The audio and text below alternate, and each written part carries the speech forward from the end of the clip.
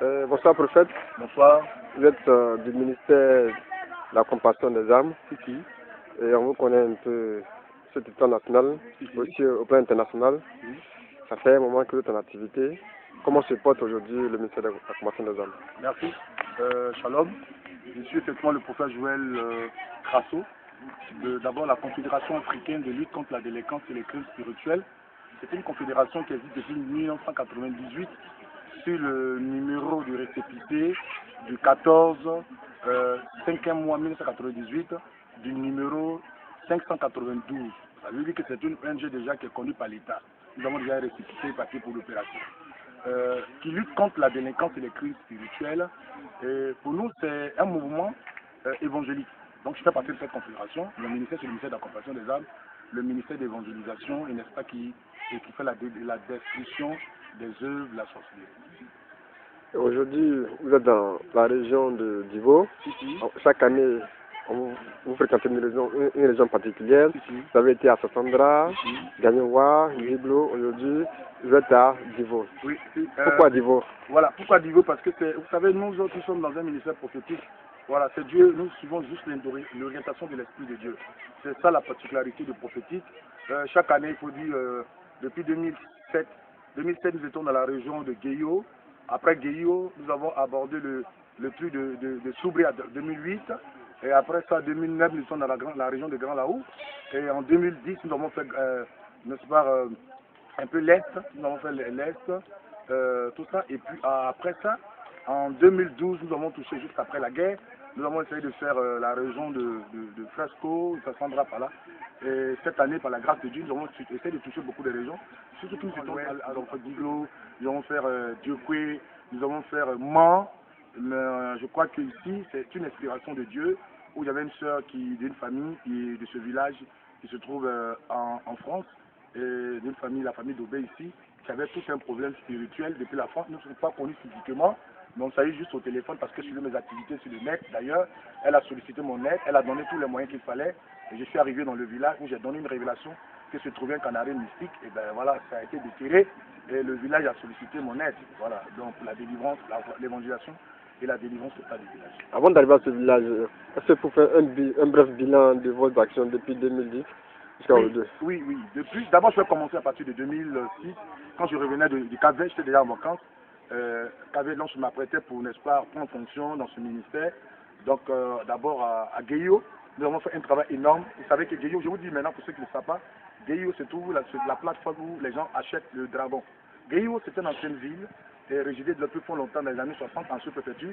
Malheureusement, qui était vraiment en retard. Et en 2006, nous avons consacré tout Guéyo à Dieu. Aujourd'hui, le constat est fait. Il y a une station d'essence à Guéyo. Guéyo est résidé aujourd'hui en préfecture, mais il y a un travail spirituel qui a été fait. À part Guéyo, nous avons touché la région de Soubré, précisément dans le canton du Bois, dans ce canton-là, à Grébo 1, Grébo, derrière, dans la région de Ottawa là-bas, à Okuyo, il y a Grébo 1, il y a Grébo 2, nous avons fait Mabéry et tout ça. Mais le témoignage de Grébo 2, c'est un témoignage pathétique, parce que l'école a été renversée par les sorciers. Et juste après cette action du ministère, l'État a décidé de construire 6 logements de maîtres, 6 classes, et tout ça, vraiment. Et puis la voie est partie de Okuyo, une voie qui était bloquée même déjà par les sorciers de Mabéry. La voie est partie de Okuyo, une voie jusqu'à Grébo 2. Voilà, donc voici un peu nos actions. Sous l'inspiration de Dieu, nous sommes retrouvés à Grand Laou. Grand Laou, Dieu nous a puissamment utilisé pendant une année pratiquement dans cette région. Nous avons fait Gros Guida, l'Épilatier, où ils avaient installé les poteaux lampadaires, l'électricité. Pendant 5 années, il n'y avait pas de courant.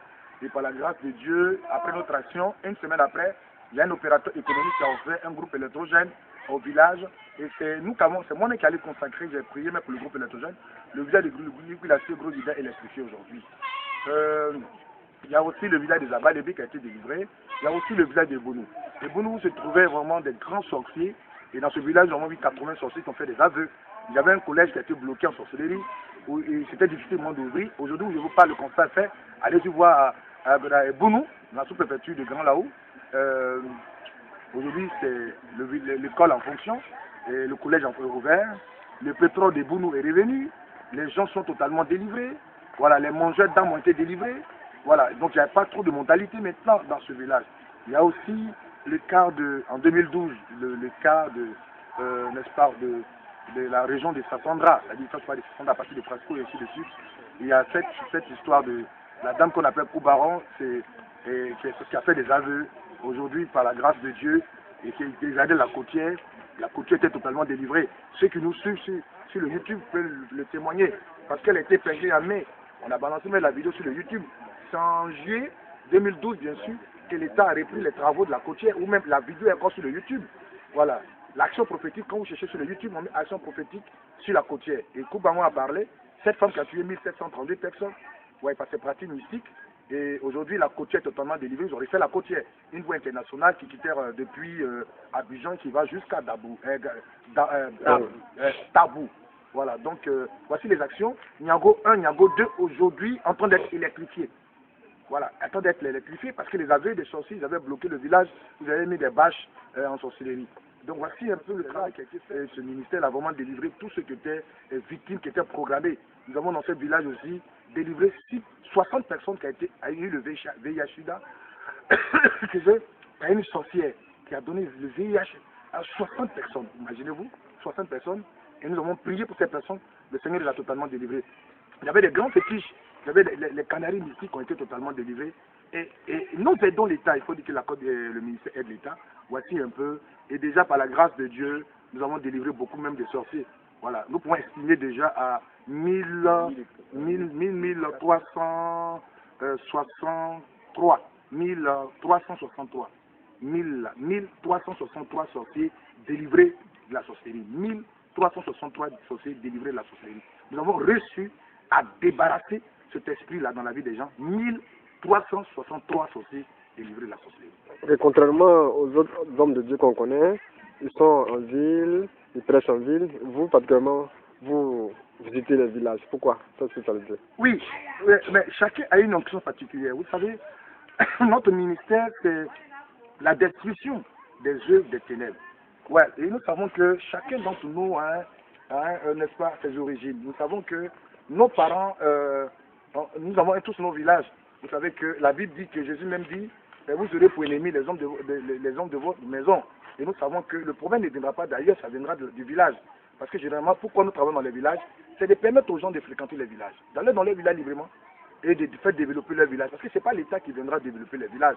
Pour nous, si les autres sont en ville, il faut qu'il y ait des gens aussi dans les villages qui évangélisent. Nous évangélisons les gens. Nous avons fini par comprendre que les villages ne sont pas évangélisés. C'est pour ça que les gens se retournent dans la sorcellerie.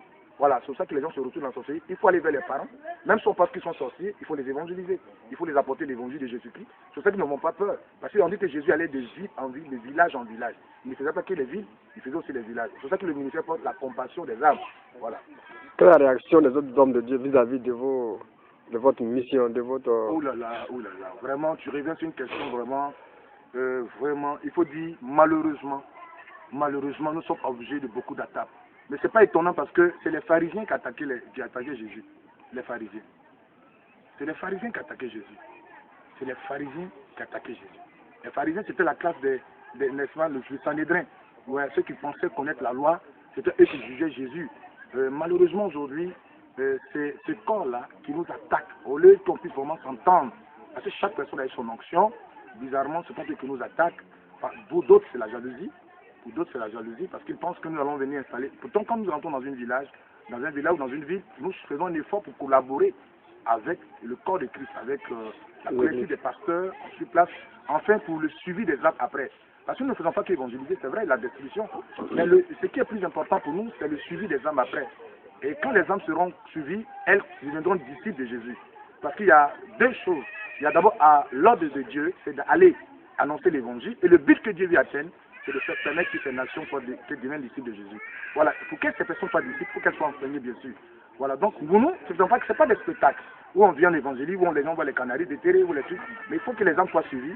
Bien sûr, après nous, il faut que les gens soient dans une église. Donc, nous collaborons avec les pasteurs pour le suivi des pasteurs. D'ailleurs, la preuve en est que voici le pasteur de l'église Pentecôte de ce village qui vient à peine de rendre visite. Il me rend visite ici à Zarco.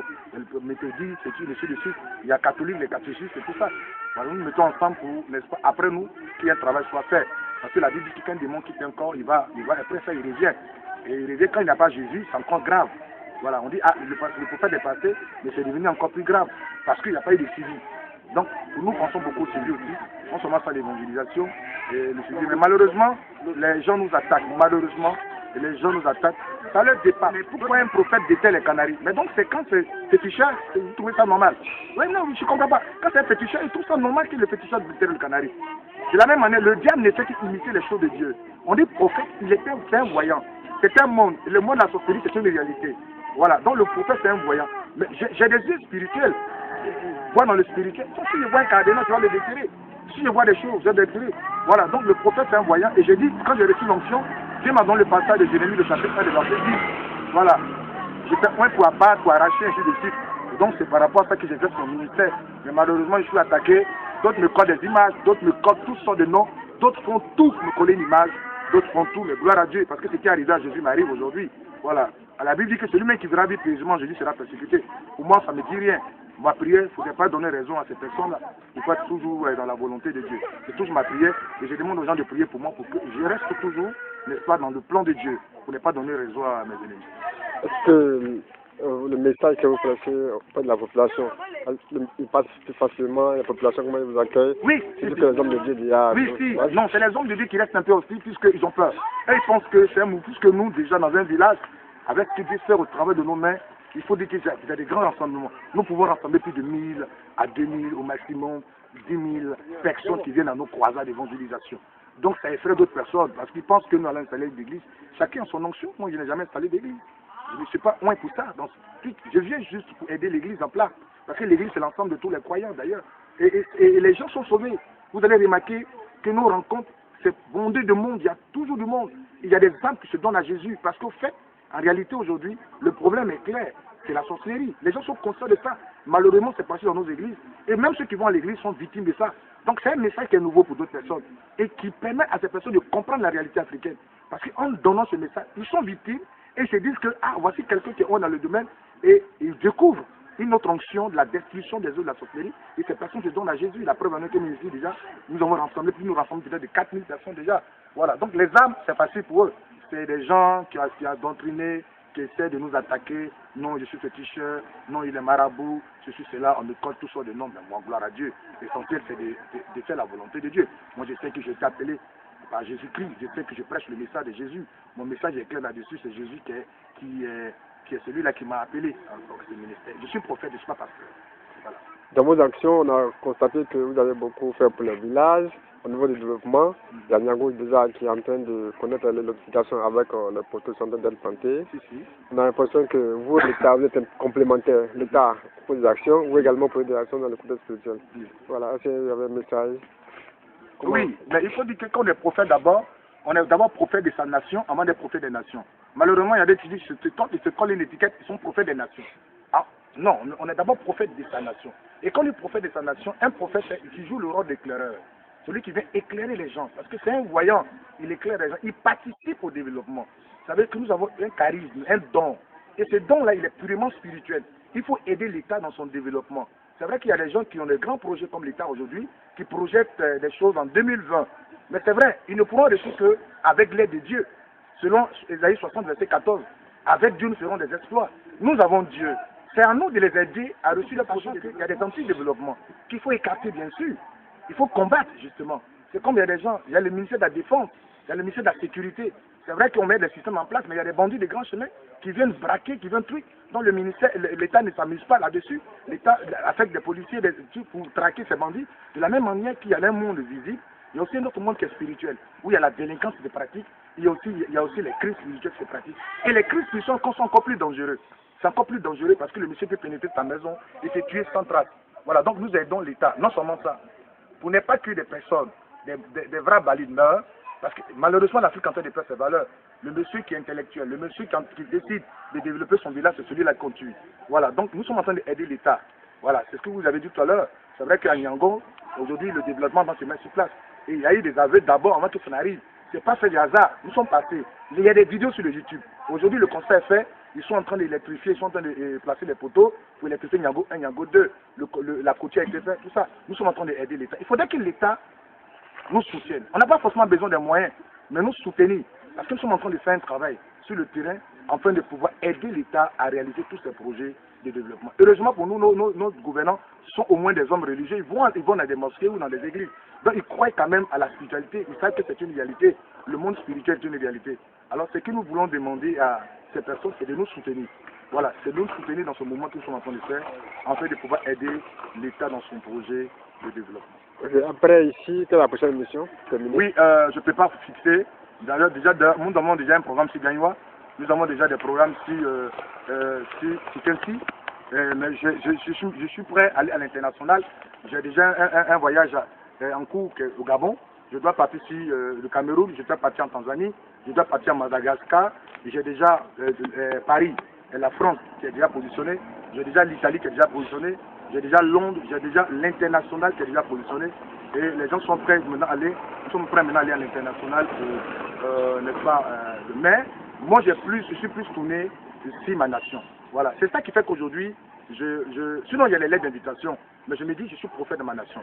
Voilà, il faut que je m'occupe des problèmes de ma nation. Parce que la Bible dit que vous recevez l'onction, selon Actes, le chapitre 1, le verset 8, vous serez d'abord disciples, mes témoins à Jérusalem, dans la Judée, dans la Samarie, et jusqu'aux extrémités de la terre. Pour moi, je suis d'abord prophète ici, et je me dis, il faut que je travaille pour ma nation. Voilà. Malheureusement, il y a des gens qui reçoivent l'onction, sont partis pour l'Europe, tout ça. Mais j'ai fini par comprendre une chose. Souvent j'ai dit, c'est pas de leur faute, parce que l'Afrique perd ses valeurs, parce que quand Dieu te oint dans un domaine pour libérer l'Afrique, tu deviens objet de beaucoup d'attaques au niveau des Africains. Eux-mêmes, ça te détruit. Peu importe le milieu, que ce soit le milieu politique, que ce soit un milieu de la médecine, on a vu de robots que les gens m'ont tué. On a vu le monsieur qu'on appelle du Congo, qu'on appelle Patrice Lumumba. Il suffit seulement d'avoir une révélation pour pouvoir aider l'Afrique, qui devient objet de beaucoup de choses. C'est comme nous aujourd'hui, il faut dire que je suis objet de beaucoup d'attaques, hein. Même sur le net, il y a des messages. Je suis attaqué par les mystiques, je ne dirais pas le nom des différents sectes qui m'attaquent par tous les moyens. D'abord pour salir mon image, ils m'attaquent avec des versets, des sourates, d'abord des voix, des menaces et tout ça. Mais je me dis, c'est ça, c'est le risque. Voilà, dans tout métier, il y a toujours un risque. Et surtout que moi, j'ai pris toujours Dieu pour être dans la volonté de Dieu. Et donc, pour moi, la nation a besoin de ça. Et nous avons beaucoup de projets en cours. Il faut dire que j'ai aidé même la nation. Dans la nuit, quand la croissance lunaire, quand il y a la croissance lunaire à Abidjan, je travaille. Les gens pensent qu'à Abidjan, je ne travaille pas. Si, je travaille. Je poursuis les vampires. Et ça, les gens le savent déjà. Il y a déjà des vidéos sur le YouTube où, quand il y a la croissance lunaire, il y a des vampires qui sortent à zone 4 et qu'on appelle des plateaux 7e tranche. Des personnes qui se déguisent en travesti, tout ça, que moi j'ai plusieurs fois poursuivi, tout ça pour détruire. Parce que c'est ça, et ils vont vous coucher avec ces personnes, ils boivent vos sang, vous mourir après. Voilà, donc voici le travail que je fais. À Abidjan, mais je ne dois pas, j'attaque les vampires. Les vampires existent, ils sont là. Je le flaire, je sais qui est vampire, qui n'est pas à Abidjan. Donc c'est un travail, et j'apporte beaucoup à la nation. Il faut que la nation soutienne ce ministère, parce que nous apportons beaucoup. Merci.